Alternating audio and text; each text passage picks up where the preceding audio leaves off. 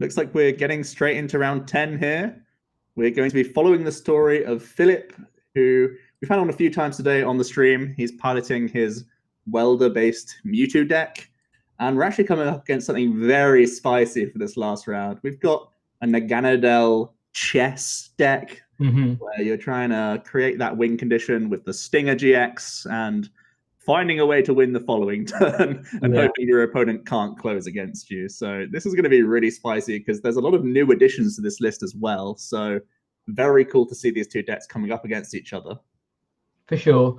Looks like we're seeing Philipp start with his one-off Crobat, which is pretty unfortunate considering there's so many different Pokemon he could have started, but that's the way things are sometimes. And as you say, both of these decks have so many options to them. It's going to be a really, really interesting game to see how things develop. Looks like we're kicking things off on Philipp's side. Doesn't have a lot to work with. No current access to Dedenne, no current real Pokemon that he wants to attach energies onto. So probably going to try and thin out his hand with a Giant Half first, then see what an Acrobike and a Primate Wisdom can bring him to start working towards some attackers here. Definitely. Looks like this is one of the weakest starts for this Mewtwo deck. There's a lot of things like Cherish Ball, Quick Ball that they can draw very early on, but Philipp has whiffed on a lot of these. As you say, going for that Giant Half, discarding the other half. Interestingly, playing the 3-half, but Ruben does play just the one Swell, but one Swell will be basically enough to guarantee that as soon as that Swell comes down, Half is no longer active in the game. Is able to grab himself a Mewtwo though, so at least he has a target for some of these energy, which means this early turn isn't completely wasted potentially. Yeah, it's interesting. You don't really take this game on in terms of a prize race. You're much more board centric because you're trying to make sure they can't get a situation where they have Persian GX down and Stinger available. So you're taking prizes to sort of force the hand of the chess player, but also just to remove threats from play. So you'll see some weird decision trees like going on throughout this game, I'm almost certain, because you don't really take this game on as a normal just racing approach because there's so much more intricacy than that in the game. But at the very least, we do see an early energy drop onto a Mewtwo, but his hand is just going nowhere at the moment. Really, really rough from him. Yeah, really relying on this Oranguru, looking with that Primate Wisdom. And we know that the top card isn't anything particularly exciting either. We're going to have, it's not quite a pass. We're going to have an Air Balloon come down and then probably just a pass here. Isn't going to be able to reset the deck with Half before he goes for that Primate Wisdom. Next turn to try and draw something, also thinning some cards out. Looks like on Ruben's side, he's kicking things off with an Elm, probably the optimal supporter turn one, being able to grab a whole host of different Pokemon in all honesty. Ruben's list is really, really spicy. So we could honestly see a pretty wide variety of things here. But in general, Mincinos are going to be definitely one important thing to try and grab to be able to start your draw engine going and get to the point, as you say, Joe, where you're able to create this quote-unquote checkmate game state where your opponent can't win in the amount of turns left in the game. And realistically, there shouldn't be that many big obstacles for him as long as he does get set up.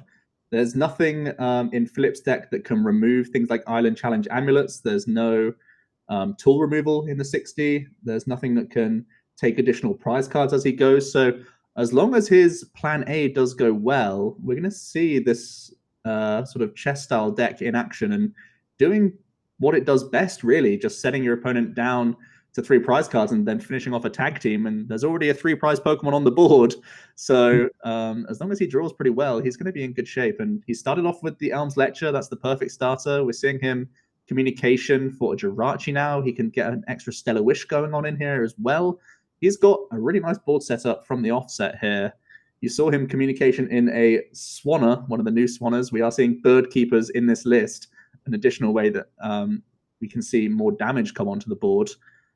As this deck doesn't play many energy cards in general, as we are going to see the turn end on a Bratty Kick, starting to make some headway on that Mewtwo. That's going to be the only thing that's going to be knocked out this game if you're on that sort of side. If you're looking from Ruben's end, he's going to look to knock out that Mewtwo after a Stinger GX. That's pretty much all there is to it.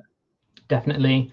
Looks like we're going to see Philipp go for the Primate Wisdom before the Hearth here, maybe hoping to hit something that he can half away. Does hit something that he can half away, but in general, again, potentially still not drawing too well out of this. And whilst we do now have an option in the bin to be able to use an attack, Lava Flow is really not the kind of attack you want to be using right now. You can't even use it this turn, so looks like it's going to be, oh, interesting. Maybe looking at that Burning Magma, maybe to try and discard some of the key pieces for this checkmate deck, though they do generally play a fair amount of recovery, so decided against it in the end and passing it back over to Ruben. Yeah, possibly thinking, if you can get a couple of the key one-offs out, you can be okay. You can see the yikes there being written by Philipp. He's got a very slow hand, to be fair, and giving the chess deck a lot of time lets them motor through their deck. All we're going to be seeing from Ruben here is looking to find Cinccino's. He's also playing Roxy Wheezing package in his deck for, again, additional draw, but additional damage counter placement as well. So we're going to see the Roxy get fired off here just for 1 Wheezing for 3 cards. Some damage counters being thrown around as well. But really, with no pressure coming down from Philipp, just having the luxury of setting up your board is really all you're looking for at the moment, as we start to see the first Cinccino begin to make do for some cards. Definitely. And as you say, the more time this chess deck has, the more likely it's going to achieve its win condition. Basically, one of the only other ways that you can really deal with this deck is trying to pressure it down super quickly and win the game before they're able to get all of their pieces together. And Philipp really hasn't been able to do that this game. He's currently stuck with a Mewtwo that's only going to be able to attack next turn for the first time. So we'll have to see whether he's still able to power through before Ruben picks up all of his pieces, or whether this is already written in the stars. It's going to be interesting to see. This Stinger GX deck pretty much born as tag teams started to becoming relevant archetypes. We first saw it with a sort of Zoroark-based build at NAIC. Now it's adapted in all sorts of different ways. We're seeing Bird Keeper, Swanner adding into the list. So the creativity from Ruben to bring this to an event this sort of size with, some very good prizes on the line is pretty bold from him. And it's really awesome to see it in action. Philipp still just getting nothing. No help from his Oranguru right now. This extra turn attachment means he can start firing away with Magcargo, but it's going to mean he starts losing those energies as he goes. But at least you begin this prize race. For sure. And taking away the Jirachi option is still very, very important, though Ruben does have the 2 Cinccino out now. So Jirachi definitely more important in the early turns, but probably not too sad to see it go. Now he's drawing at least 4 extra cards every turn. And like you say, it's pretty heartbreaking to see this dead draw from Philipp right now, but does grab a boss off of the prizes, which is nice. Maybe can start targeting down those Cinccino's and that draw engine to slow down the pace of play and give himself a new avenue to win the game. As we flip back over to Ruben's side, promoting that Bratty Kick, Tyrogue, waiting to see what he does here.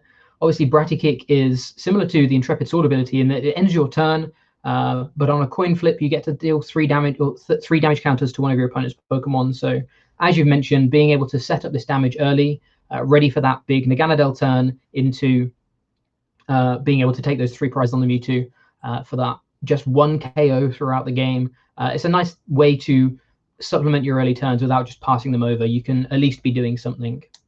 Yeah, this damage really does matter because there's a few other ways that you can, take knockouts. As you can just see, the Pokemon communication for the Mimikyu GX from Lost Thunder coming out definitely punishes more damage counters being in play. The Let's Snuggle and Fall Together attack, I think it's called, if my memory serves. I mean, I'm just trying to pull this out of thin air right now. I'm really hoping I'm right on it.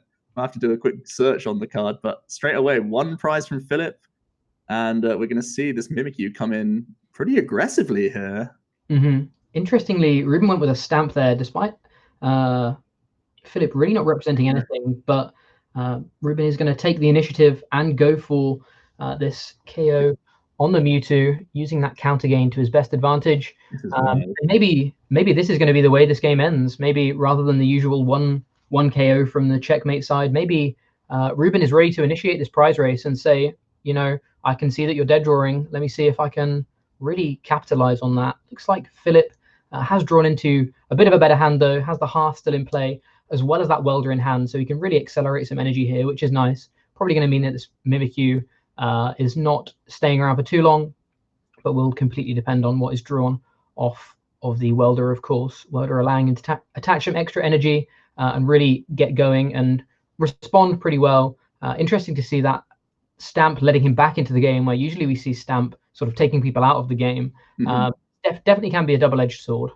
Yeah, I feel like I didn't mind Ruben pushing the sort of tempo approach, but you can only really match that up when you know your opponent's not doing much. So the reset stamp actually giving Philipp a fresh hand, even though it's a lower size of hand, just such a big deal here. I think it might be possibly the only way he gets back into this game, because he can try and sort of skew up this prize race by knocking out this Mimikyu if he wants to, but again, still is lacking a few attackers in that discard pile as of right now. And if you do overcommit, you're still going to have in the back of your mind the worry of that Stinger GX attack, because there's still a Poi Pole in the back for Ruben. So we'll see how Philipp wants to navigate this. Yeah, it does have the double quick ball in hand though, so it's going to be able to carry on digging this turn, as well as maybe get 1 or 2 attackers in the bin, which could be pretty important for, like you say, being able to respond on this Mimikyu GX. Eyeing up the Dedenne, that's definitely going to be one important target. Quick ball only letting him grab basic attackers, basic Pokemon though, so maybe some of these other options that would normally be picks, things like Solgaleo and Incineroar. It looks like he's going for the Reshizard here. The other two aren't accessible to him. It does go for the Reshizard though, discarding that Reshizard. I would imagine to get a Dedenne. It does indeed get a Dedenne, and he's going to carry on digging this turn. Has a stamp of his own, maybe wanting to fire that back to hopefully just apply a lot of pressure. This is a key thing. This is why the aggressive Mimikyu play is somewhat scary, because Philipp's got the option to double Blaze GX for this Mimikyu if he really wants to. He could still find more attacking options along the way that could be even more efficient. And putting Ruben down to 3 cards, even with those make do's, you're still a little bit concerned. Like, you pretty much have to find your Persian GX, otherwise you could put yourself in a bit of a worry here. So it's definitely a risk from the from Ruben's side, but we at least get to see Philipp play the game now. Yeah, there is one positive to this, and again, it just shows the inherent power of Reset Stamp. We've seen the card basically make a splash ever since it was released this time last year, and it's been an integral part of the metagame ever since. And we can see it being both fortuitous and pretty detrimental in this case for both players. Looks like Philipp's going for the Primate Wisdom, seeing what he can draw. There is the boss, potentially a boss play for next turn after he does take these 2 prizes, which I'm assuming he's going to do on this Mimikyu GX. Yeah, Ruben's tried to be as robust as possible. He made sure that on his knockout turn, he put the Ditto Prism down. So even if there was a boss play this turn, he would still have Stinger potentially available. That Ditto can, of course, also become a Persian. So plenty of options for that Mew for next turn. Oh, sorry, the Ditto for next turn. We'll see if Philipp wants to protect his GX attack option. And if he does, he's going to have to lose all of those energies. But he's saying that that's good enough for him right now. For sure. Interestingly, the Big Charm on the Mewtwo could prove a little bit difficult for Ruben to deal with later on, as there's no way of him discarding tools. So if he's looking to close out this game in the sort of general checkmate fashion, where you use Stinger GX into taking a KO, it's going to be a little bit harder now. Philipp has been able to find the Big Charm, and that could be another reason why Philipp has decided not to start benching some of these other Pokemon. That he obviously has another Mewtwo in hand, things like that, but he knows if this Mewtwo goes down, I lose anyway, and if I put another Mewtwo down, obviously it's going to be easier to knock out because it's got 30 less HP. So let's say I'm committing to this Mewtwo. If this Mewtwo goes down, I'm going to be losing anyway, but I'm going to make it as difficult as possible for Ruben to try and get that victory. Interestingly, we're seeing just Ruben kick things off with a make do, discarding another Cincino and then a Naganadel. So both options that Ditto could have evolved into this turn, but he's decided against those. Obviously has some pretty interesting cards. There's another Reset Stamp as well. Philipp not too happy about that. He had just got the Victini V from the prize cards, and I think when you are coming up against these sort of chess-style decks, you never want to leave a 3-prize Pokemon into the active. It makes it much easier. Philipp's definitely going to try and look to continue to take prizes with that Victini V later on. So not happy seeing that Reset Stamp as of right now. Obviously, there's only a bunch of 1-prize Pokemon in play, so there's plenty of turns for Ruben sort of left. If he does want to try and restart that approach of just getting a lot of damage counters through Bratty kicks, Roxys, and all that sort of stuff. Potentially, as we see the Bird Keeper into the Ditto, he's looking for a Swanner play here, getting 140 or so damage. Oh, looks like he's putting the Swanner into the deck again. Okay. Persian getting aggressive. There's the Persian. Persian having that Catwalk ability, letting Ruben search for 2 cards as a GX Pokemon was knocked out last turn. And that's often the way that these combos will be set up. Being able to tutor 2 cards out as well as draw 4 extra cards just through the use of Cincino means you can really build a big hand quite quickly with this deck. So yeah, we'll have to see. It'll be interesting to see what Ruben grabs. Obviously, the cards are unknown to Philipp, so we may not see them initially. There is a great catcher there, though. Interesting. Looks like he's just trying to win a traditional prize race, to be honest. I wonder if he's going to put down any other bench Pokemon now. No, we're just going to see the Vengeance. He might be hedging this Persian isn't knocked out here, because if it is knocked out, I don't see a win condition for him next turn outside of him trying to stamp again and then go for the Stinger play. Really just trying to force as much out of Philipp as possible, I think, here. So, yeah, it's a very interesting turn from him. For sure. Obviously, Philipp having that Eldegoss, as well as the Giant Heart still being in play, means that this Mewtwo can get up to attacking again pretty quickly, even though all of that energy was discarded with Lava Flow last turn. Yeah, there are 7 in the discard pile, and Philipp plays 9 Fire Energies. He does still have a few Psychic Energies in there as well, so the Double Blaze isn't an option right now.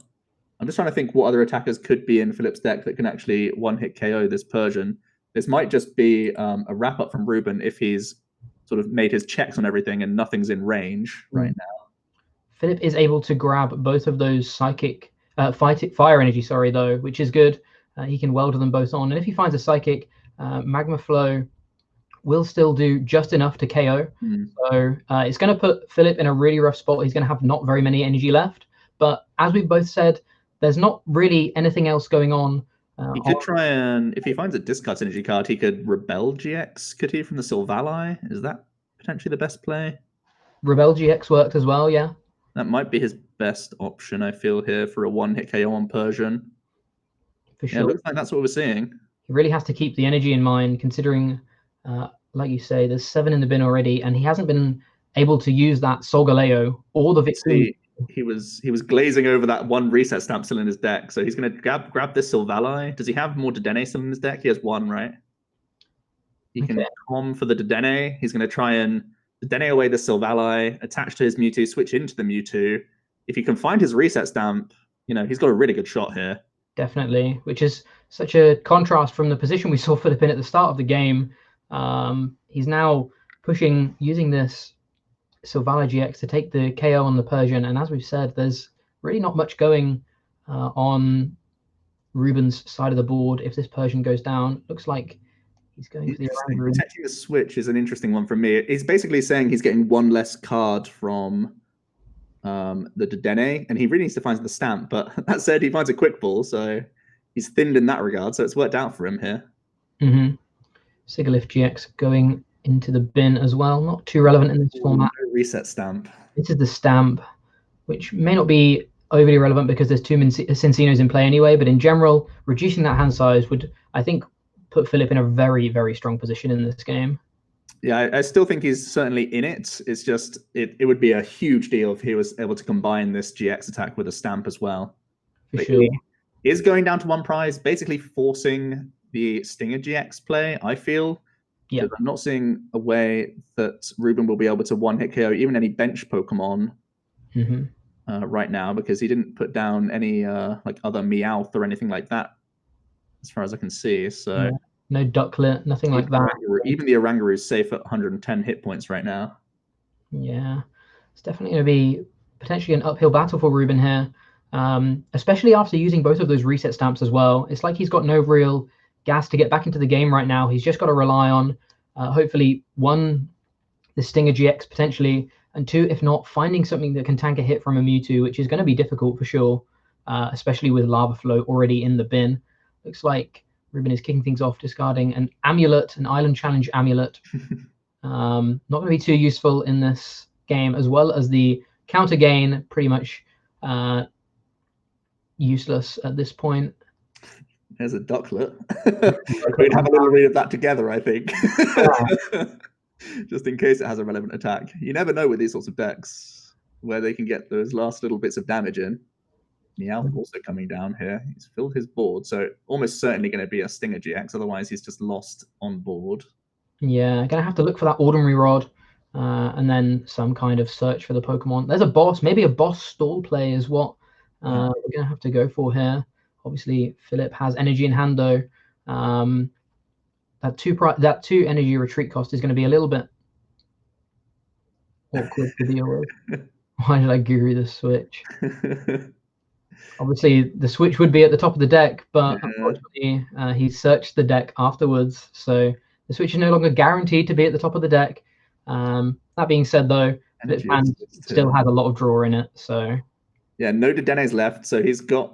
Also, Welder isn't an out because there's too many fire energies played, so it's like just the switch that's an out, right? He can Marnie, he can Acrobike. Has Acrobike into Marnie, able to thin a Pokemon with Cherish Ball, and able to use the Guru itself. So he's not out of it. There's only 13 cards left in deck as well, so it's not unlikely that we see the switch come down here, but there's no guarantee otherwise. He has, so yeah, it's the one switch out. He has another Acrobike in his deck. Plenty of thinning tools here. Definitely. Unfortunately, this Hearth is going to be pretty dead because, as you say, there's no fire energy to take out, as well as Welder not being an out anymore. Looks like this has been really close. Yeah, discarding this Naganadel. Not that he really needs to, but again, it's no use in the deck right now. Obviously going to go for the Acrobike first. 2 misses so far. Looks like he's got slightly over 50-50, right? I think he's 60% to get there with the Marnie and the 1 Orangaroo draw. So he's drawing 5 cards. He's seeing a 6th with the potential of seeing the 2 with Acro. So he's still definitely in this. Here comes the Marnie. Oh, no. Which there's an... And you shouldn't Quick Ball, right? Because you know there are 5 dead cards at the bottom. The Quick Ball doesn't help your odds here. I think it hurts. Quick Ball actually resets the deck. Yeah, Quick Ball hurts your odds there. Because he still had the Acrobike in the bottom 5 as well. Mm-hmm. He's just realized it. He even said it out loud to make sure everyone knew. Will this Primate Wisdom get him there? Primate Wisdom sees the Hearth. Hearth is not what we're looking for. That does hit the Stamp, though, and whilst there are Cinccino's out, Stamp is definitely going to be a useful tool to try and keep himself in the game.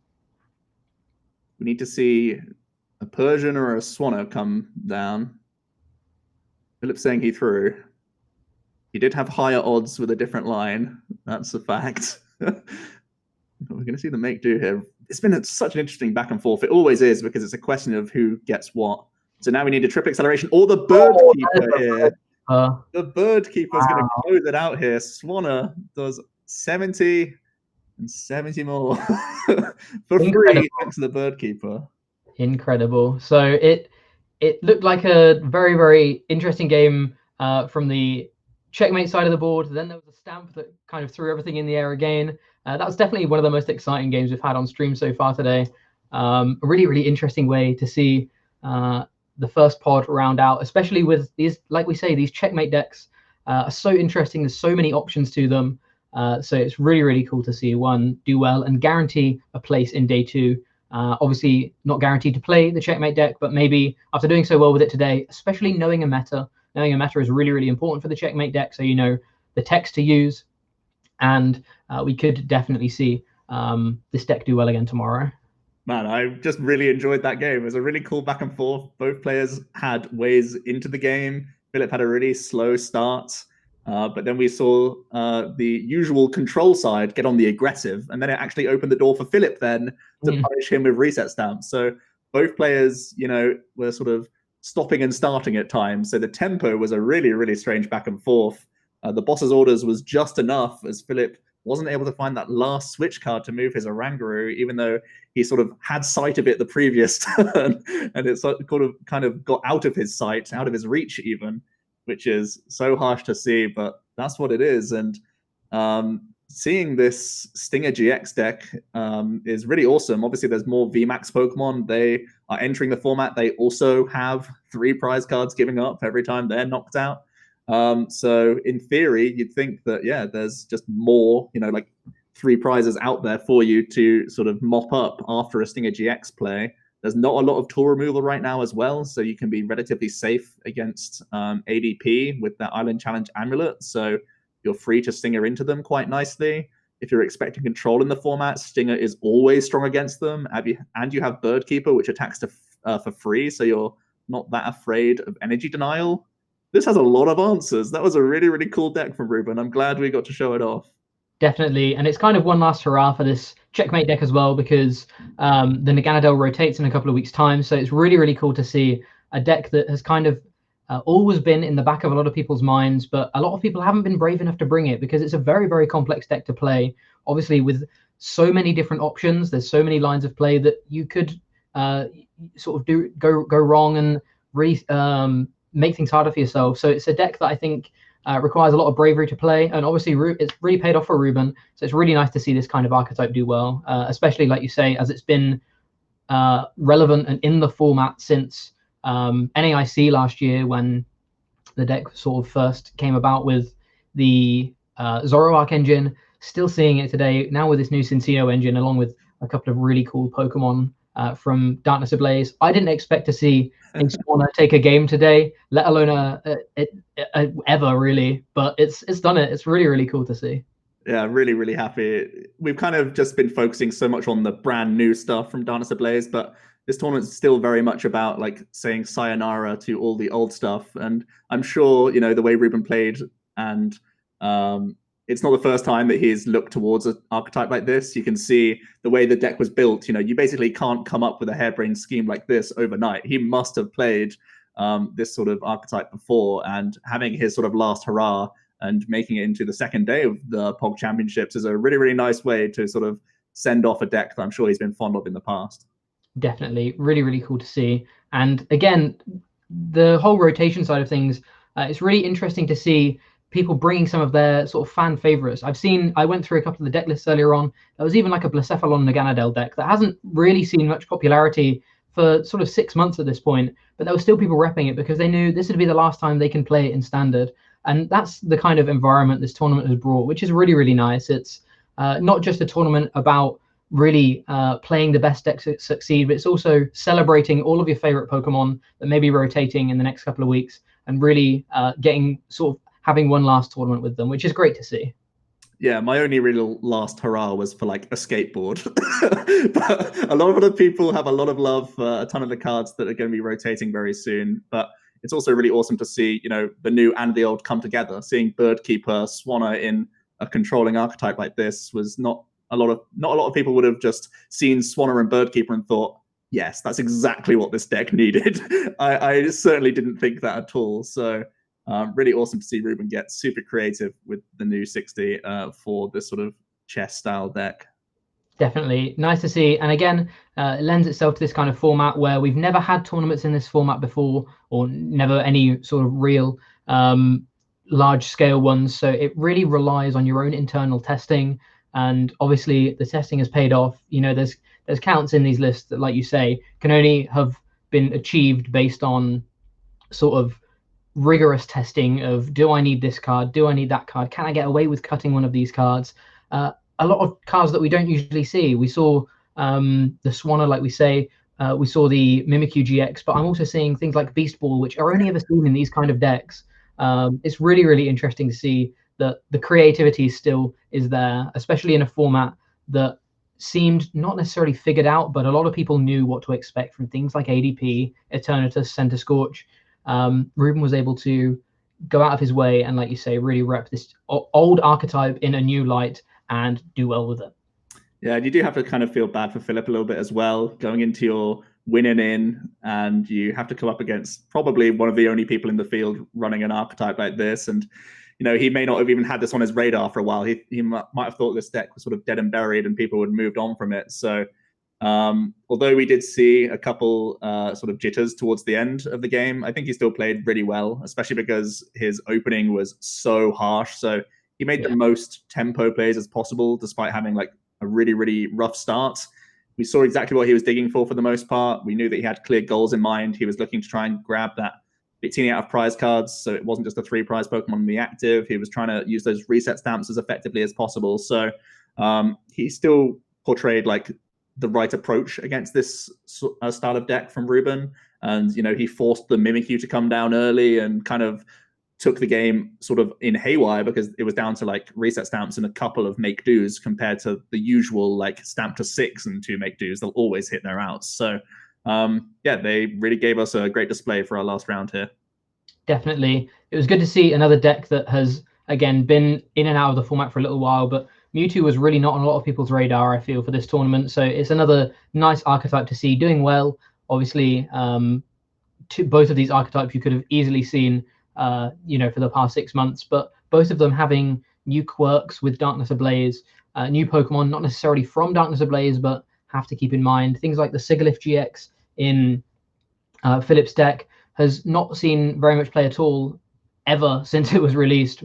It's seen a couple of successes, but in general, it's been a pretty irrelevant card. But overall, having that foresight to think this is really good in a Center Scorch matchup. Let me see if I can weave one into my deck and that kind of thing. That really shows the creativity from these players, especially when they're getting to this 6-3 record and they're on winning in these top tier players that obviously have put their time into working out the exact 60 they want to play. And as much as we said for Ruben that he was sort of having a last hurrah, Philipp also sort of having a last hurrah with Mewtwo as well, because it's losing a ton of its GX attack options. You said that there's the Sigilyph, there's the Sylvally, there's like Incineroar. There's a ton of the sort of welder stuff that's actually going to be going soon as well. So it's cool to see Mewtwo at its like most versatile state for so long, as it's kind of going to like narrow post rotation as well. So Mewtwo was definitely dominant in this sort of era, even with Dragapult sort of keeping it at bay for a little while. Now that Dragapult's seeing less play with Darkness Ablaze, it was cool to see Mewtwo have a few showings here and there at least, and going deep into day one, even if it's not converting every single time. Definitely, and I think there's been a fair few played today as well. Like I say, it was a really underrepresented archetype in a lot of people's, or underperforming archetype in the past sort of few months. But it's nice to see people sort of revive that trust in the deck. And again, it's nice to see it go so deep into a tournament. Unfortunately, Philipp wasn't quite able to make it into day 2, but I'm sure there will be people playing in the pod 2 later on and in day 2 representing the deck as well, for sure. Yeah, so that is going to wrap up day 1, pod 1. We've just had 10 rounds of Pokemon, but that's not all the action for today. We are going to be having a break for an hour, and then we are going to be jumping over to day 1 of pod 2 for the POG 2020 Championships. So thanks for watching, and make sure you're carrying on watching later on today.